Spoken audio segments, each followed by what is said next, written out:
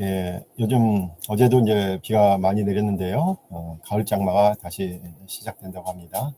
태풍도 올라오고 있는 모양이에요. 그래서 옥상에서 키우고 있는 식물들 특별한 관리에 들어갔습니다. 나무와 채소 그리고 꽃을 키우는 일도 잘 자란다고 방심하고 그냥 두면 갑자기 병충해가 들고 또 물 부족으로 죽어가는 일이 있습니다. 그렇다고 반대로 또 물을 너무 많이 주면 또 물 많이 줘서 뿌리가 썩죠. 또 비료를 남발하면 그것도 병충해를 일으키더라고요. 여럿을 보내고 나서 깨달은 진리입니다. 제가 집중해서 관심을 갖고 키우는 나무들, 또 애착을 갖고 꼭 키워보고 싶었던 나무들이 있습니다. 그것은 다른 것이 아니었습니다. 사실은 성경에 나오는 이름으로만 듣던 그 나무들을 키우고 싶었죠. 포도나무, 무화과나무, 월계수나무, 그리고 올리브나무입니다. 다들 잘 자라고 있습니다. 그런데 얼마 전에 올리브나무 한 그루가 갑자기 잎이 오그라드는 거예요. 이 감람나무, 올리브나무는 잎이 밖으로 오므라들더라고요. 나머지 잎들도 갑자기 노랗게 변화하면서 타들어가는 겁니다. 한참 지켜봤죠. 영양제도 줘보고. 근데 차도가 없어요. 그래서 응급처치를 했습니다. 흙을 전부 흙을 갈아엎었어요. 그래서 뿌리에 젖은 그 흙들도 다 털어내고 또 물러진 뿌리들은 손으로 일일이 다 긁어냈습니다. 그래서 흙도 마사토라든지 펄라이트 같은 좋은 흙으로 화분을 채우고 다시 심었습니다. 그리고 매일 올라가서 사실 아침 저녁으로 올라가서 계속 이파리가 새로 나는지 지켜보고 있습니다. 하늘에 맡겨야 되겠죠.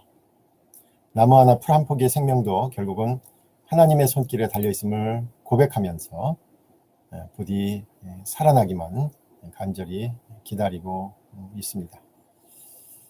오늘 우리가 읽은 빌립보서 1장의 본문도 바로 최선을 다해서 우리가 삶을 살지만 앞으로 어떻게 될지 모르는 그런 상황 속에서 일어나는 일들을 기록하고 있고 그 마음을 바울이 표현하고 있습니다.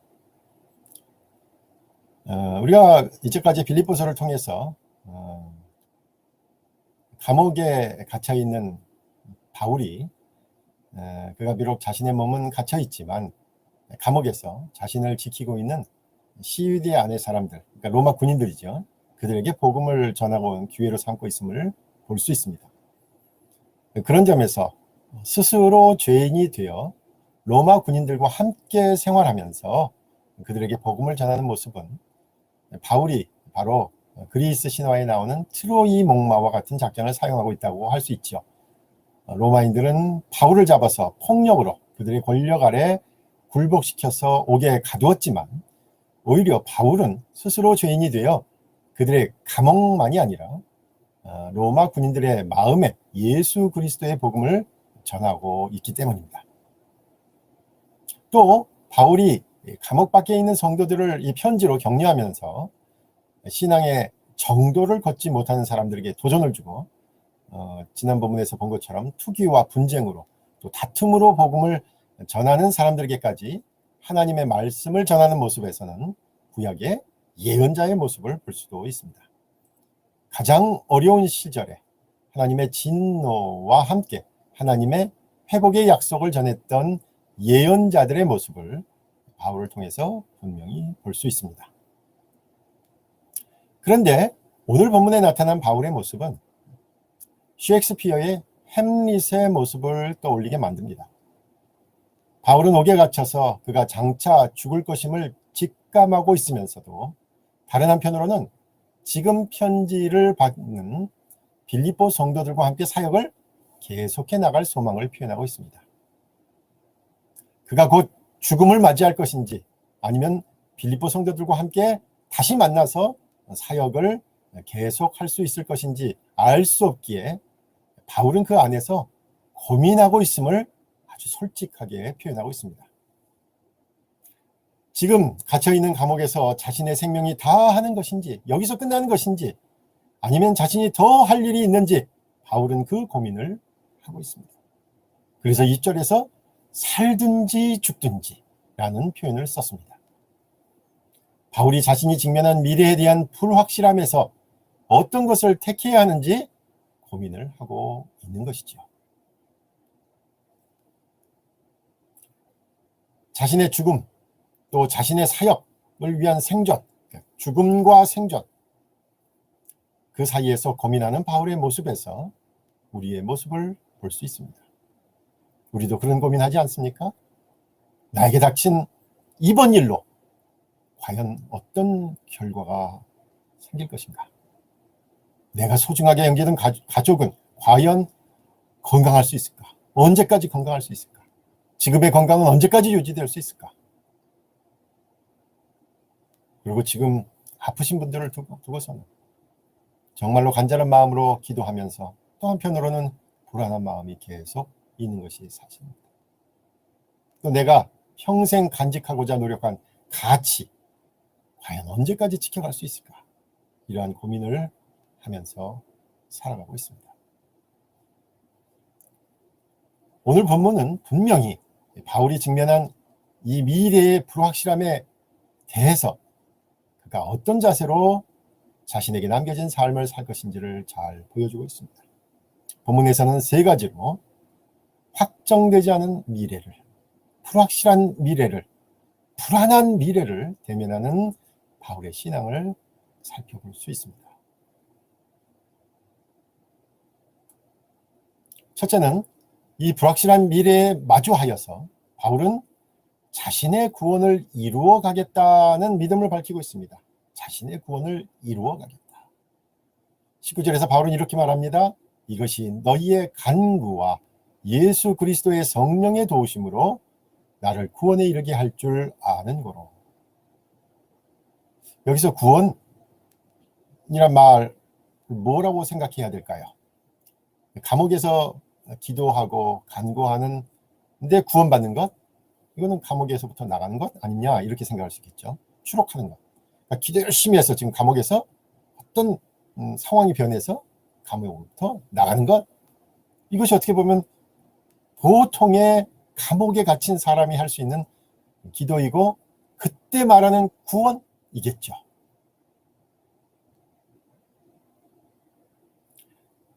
대개 우리는 이런 기도를 많이 하죠.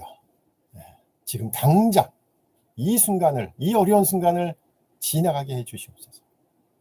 지금 바로 낫게 해 주시옵소서. 지금 이 문제를 당장 해결하여 주시옵소서라고 기도하죠. 그런데 연이어 나오는 본문과 연결해 보면 여기서 말하는 구원은 감옥에서 나가는 것이 아니라 오히려 바울에게 이루어질 궁극적인 구원을 의미하는 것임을 알 수 있습니다. 다시 말해 바울은 앞으로 무슨 일이 일어날지는 모르지만 즉 여기서 최후를 맞게 될지 아니면 추록하여 빌립보 성도들을 다시 만날 수 있을지 알 수는 없지만 어느 쪽이든 분명한 것이 있다는 것입니다.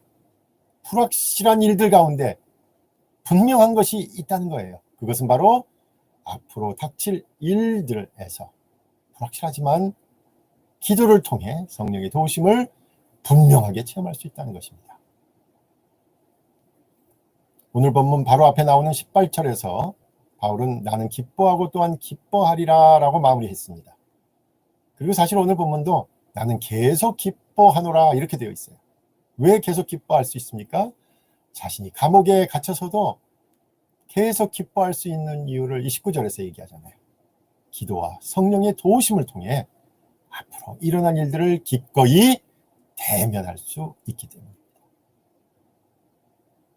우리의 몸이나 우리가 그토록 사랑하는 사람들이나 우리가 그렇게 중요시하는 신앙 공동체나 더 나아가 우리가 몸담고 있는 이 사회와 세상이 어떻게 변할지 알 수 없습니다.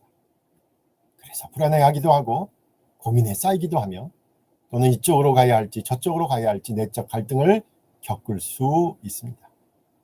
그것은 당연한 거지요. 그것은 인간이 가지고 있는 당연한 상황입니다. 누군가는 이를 한계 상황이라고 말했죠.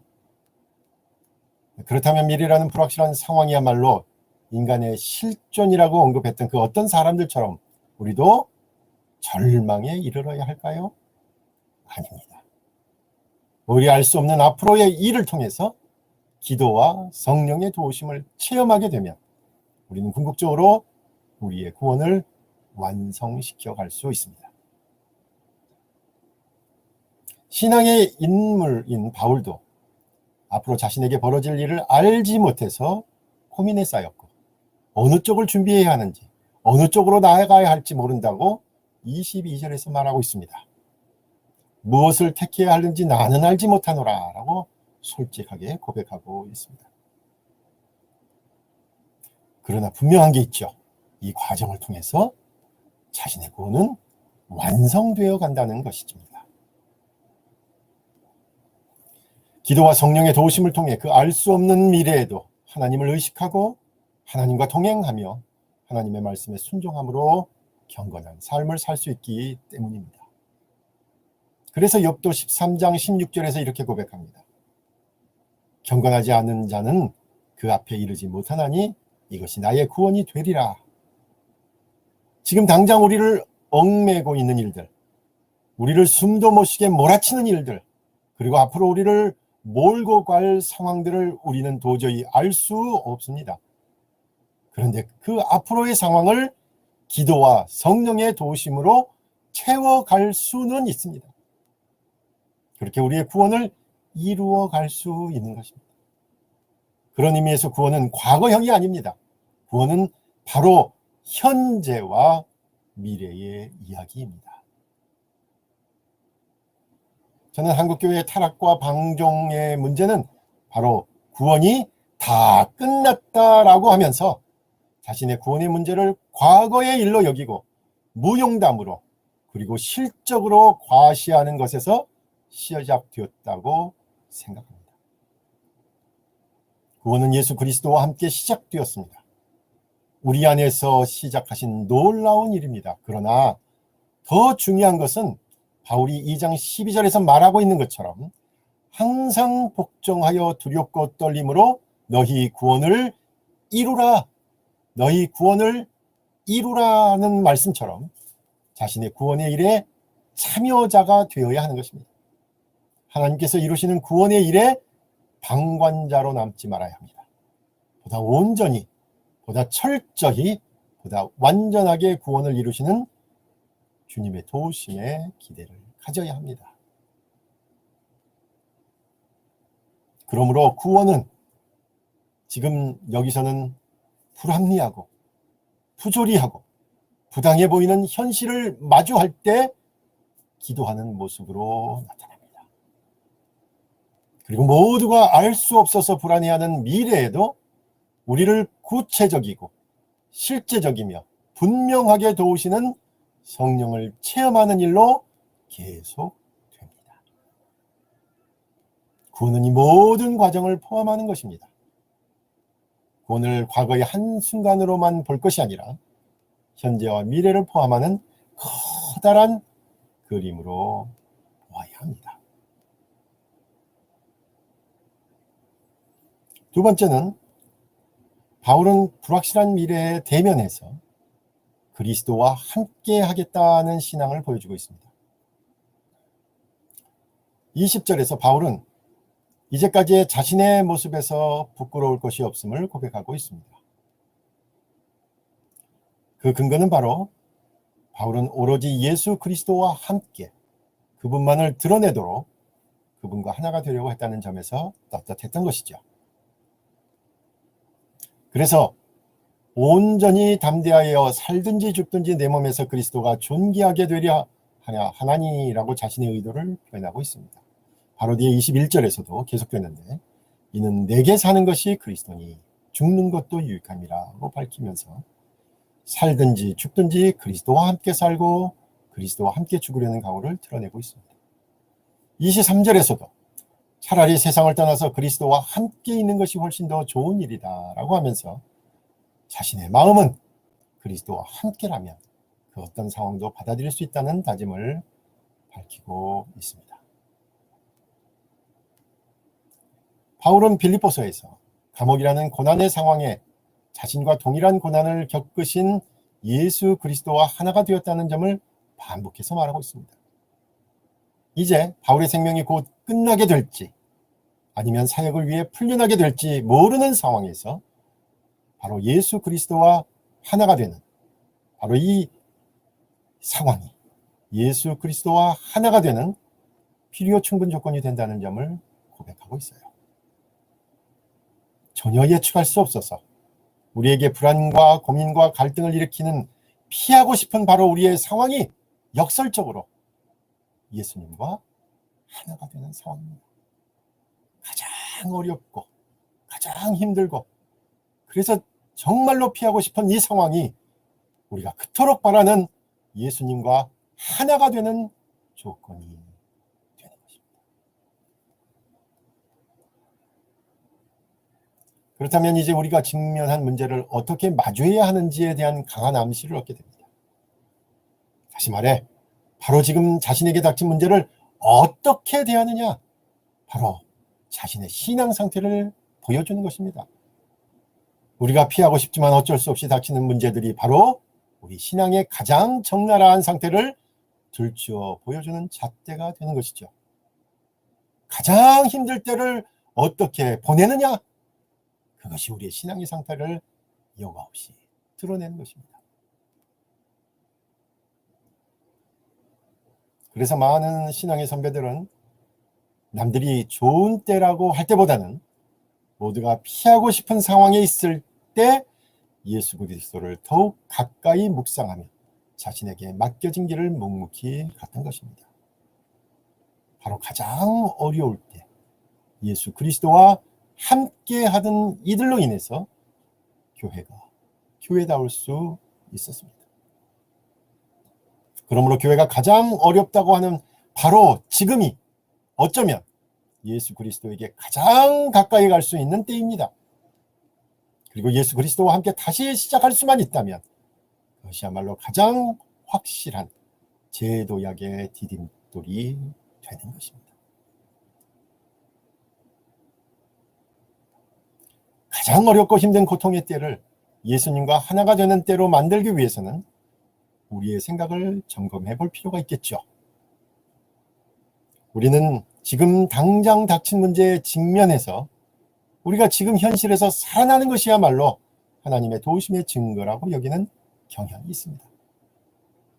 지금 우리에게 닥친 문제가 바로 해결되어야 기도의 응답을 받았다라고 여기는 생각 말입니다. 우리가 세상에서 원하는 대로 결과가 나와야 한다는 것에 아주 큰 가중치를 두고 있습니다.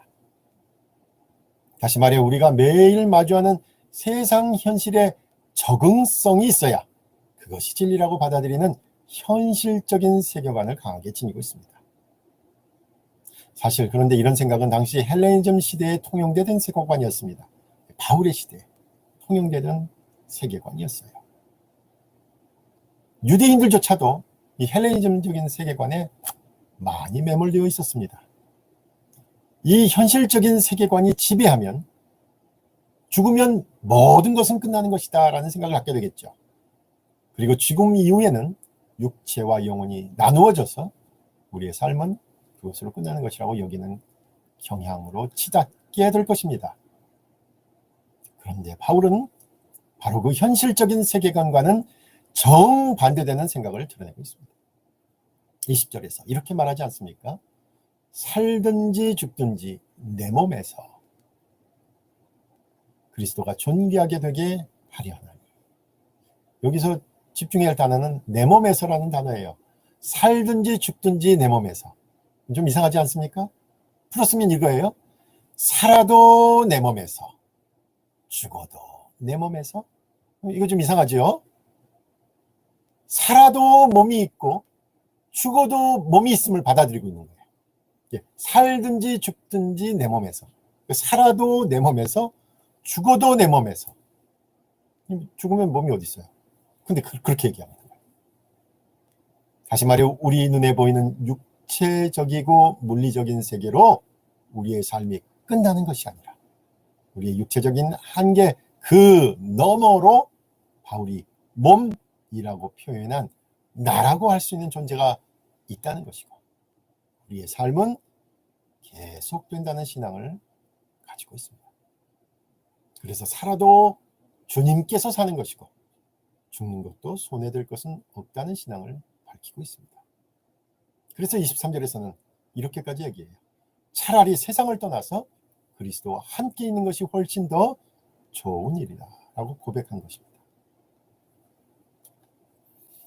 바울은 그런 점에서 지금 닥친 어렵고 힘든 고통의 순간을 예수 그리스도와 하나가 되는 순간으로 받아들였고, 그 주님과 하나가 된다면 결과는 우리에게 유익할 수밖에 없다는 아주 긍정적인 신앙을 우리에게 예시하고 있습니다. 그래서 갈라디아서 2장 20절에서 밝히듯이 내가 그리스도와 함께 십자가에 못 박혔나니 그런즉 이제는 내가 사는 것이 아니요 오직 내 안에 그리스도께서 사시는 것이다 라고 예수 그리스도와 하나가 되었음을 알리고 있습니다. 십자가를 통해 예수 그리스도와 하나가 되었듯이 고통의 십자가, 고난의 십자가, 어려움의 십자가, 우리에게 닥친 이 현실이라는 십자가를 통해서 예수 그리스도와 하나가 되었듯이 이제 그분의 부활과 함께 또 하나가 되는 결과가 나타난다는 것이죠. 저와 여러분의 개인적인 아픔의 시간이 예수 그리스도와 하나가 되는 순간이 될 수 있습니다. 우리가 눈앞에서 바로 드러나는 현상에만 집착하지 않는다면 예수 그리스도와 하나가 되는 체험을 통해 다시 말해 우리에게 닥친 어려움을 믿음으로 이겨낸다면 이제 부활의 주님과 함께 누릴 가장 선하고 가장 아름답고 가장 진실한 결과를 맞이할 것이기 때문입니다.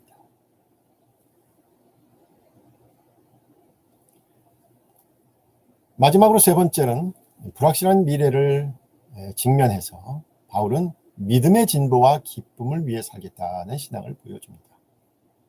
이제까지의 내용을 보면 앞으로 벌어질 상황에서 바울은 기도와 성령의 도우심으로 구원을 이루는 시간을 만들 것이다 라고 고백했고, 두 번째는 예수 그리스도와 하나가 되고자 한다라고 다짐했습니다. 다시 말해 어떤 방향으로 일이 진행되더라도 자신에게 유익할 것임을 확신하고 있습니다. 어떤 일이 일어나더라도 주님과 하나가 된다면 그것으로 충분하다는 낙관적인 신앙을 보여주고 있었습니다. 그런데 조금 더 생각해 볼까요? 어떤 일이 앞으로 일어나더라도 믿음으로 받아들이면 유익한 일이 될 것이다. 정답이죠.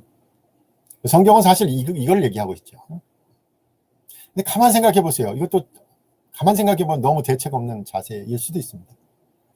뭐 다 하나님께서 알아서 하실 거야. 관조적이고, 그래서 우리가 더 이상 할 수는 없어. 체념적이고, 결국 하늘나라 갈 때까지 이렇게 사는 거야. 아주 내세지향적인 세계관을 가지고 있는 것으로 보일 수 있습니다. 그런데 바울이 살든지 죽든지 예수 그리스도와 하나가 되려 한다라는 신앙은 뒤에 본문에서 아주 적극적인 삶의 의지를 포함하고 있음을 볼 수 있습니다. 24절에서 이렇게 얘기하죠. 내가 육신으로 있는 것이 너희를 위하여 더 유익하리라. 그것이 바로 바울의 솔직한 소망이고 바람이었어요. 바울은 나가고 싶은 거예요, 이 감옥에서. 그래서 내가 육신으로 있는 것이 너희를 위하여 더 유익하리라 라는 표현을 솔직하게 쓰고 있어요. 처형이 얼마 남지 않았는지, 아니면 곧 풀려날 수 있을지, 바울은 코앞에 닥친 자신의 운명을 알 수는 없지만 솔직히 풀려나기를 바라고 있습니다.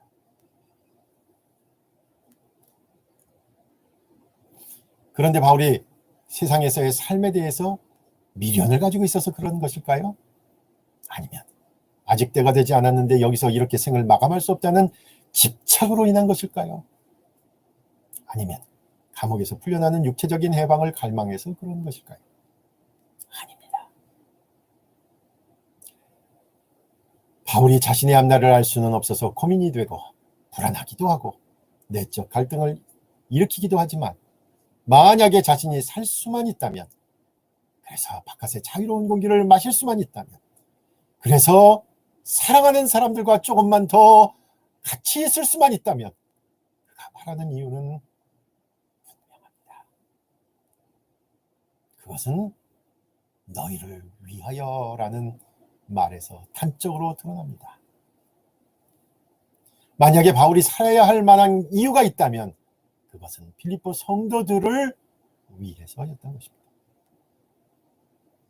빌립보에 갔던 그 첫 주일에, 그 첫 안식일에 회당을 찾지 못해서 처음 강가에서 복음을 전했고, 그때 복음을 들었던 여인들이 시작했던 바로 그 교회가 빌립보 교회였잖아요. 바로 그런 애정으로 시작된 교회였기에 바울은 신앙의 부모로서 애정을 갖고 있었습니다. 바로 그 애정으로 인해 바울은 살아야 할 이유와 목적을 찾았던 것입니다.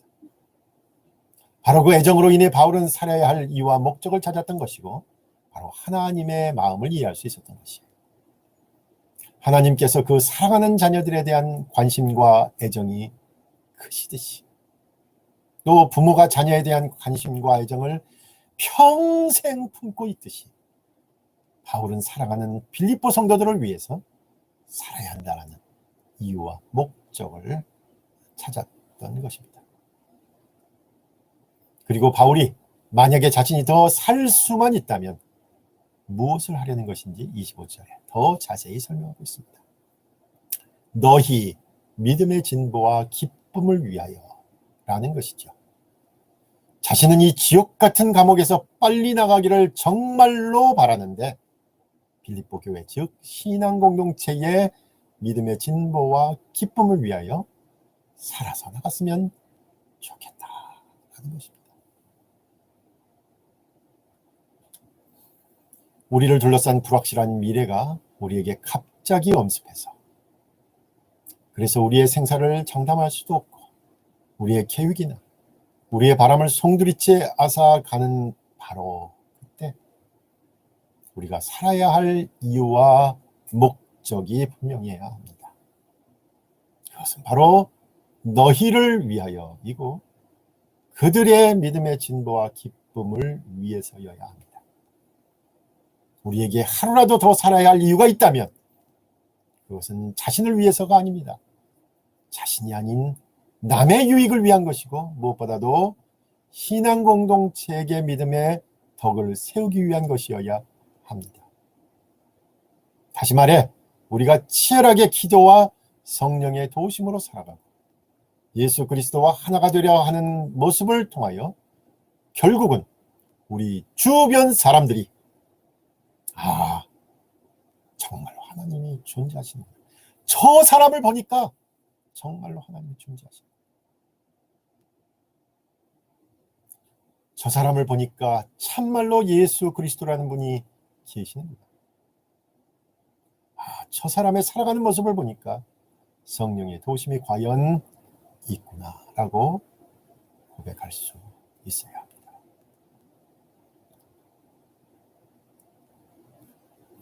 보수적인 사람이든 진보적인 사람이든 지금 이 시국이 한국교회의 위기의 때라고 합니다.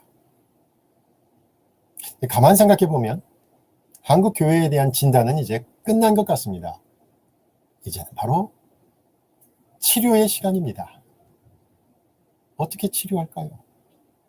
어떻게 건강을 회복할 수 있을까요?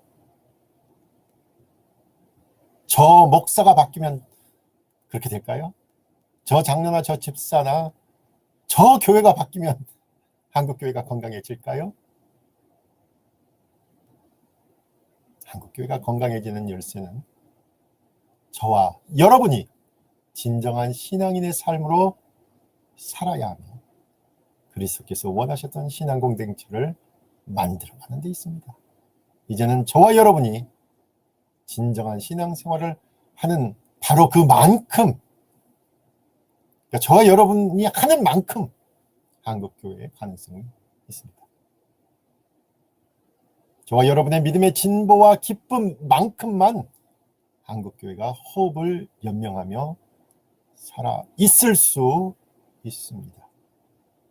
또한 저와 여러분의 믿음의 성장만큼 한국교회는 성숙하게 되는 것입니다. 그리고 바로 우리를 통해 주위에서 믿음의 진보와 기쁨이 생기는 그만큼 교회의 생존 가능성이 증가하는 것입니다.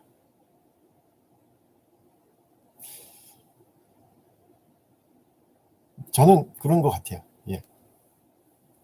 우리가 한국교회 평균 정도라고만 생각해도 그렇죠. 우리가 탁월해서도 아니고 그렇다고 뭐 평균을 깎아먹어서도 안 되고, 그러니까 한국교회 평균을 올리는 것은 저와 여러분이 하기 나름입니다. 이제는 남을 욕하는 것, 누구 때문이라고만 가슴 아파하는 것은 아닌 것 같습니다. 이제 진단은 끝났죠. 치료를 해야죠. 백신을 맞아야 되고, 예, 건강한 활동을 해야죠. 저와 여러분이 하는 것만큼 달려 있습니다. 한국교회. 예. 그걸 깨닫는 순간, 예, 한국교회를 위해서 진실하게 기도할 수 있는 것입니다. 우리는 매 순간 불확실한 미래를 마주합니다. 그래서 우리는 고민과 불안과 갈등을 매 순간 겪을 수밖에 없습니다. 신앙을 가졌다고 해도 동일한 상황을 마주하고요.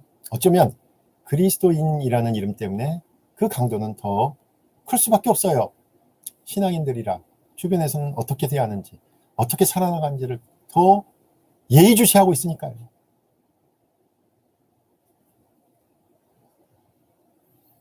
불확실한 이 미래의 직면에서 기도와 성령의 도우심을 체험하여 구원을 이루는 시간이 되어야 합니다. 그리고 그 어렵고 힘든 고통의 과정은 예수 그리스도와 하나가 되는 시간임을 잊지 말아야 합니다. 그리고 조금이라도 더 현재의 삶을 유지할 수 있다면 그것은 타인의 믿음의 진보와 기쁨을 위한 것이 되어야 합니다. 이제 바로 이런 신앙의 모습으로 우리가 마주할 내일을 향해 나가는 우리 모두가 되시길 간절히 부탁드립니다. 기도하겠습니다.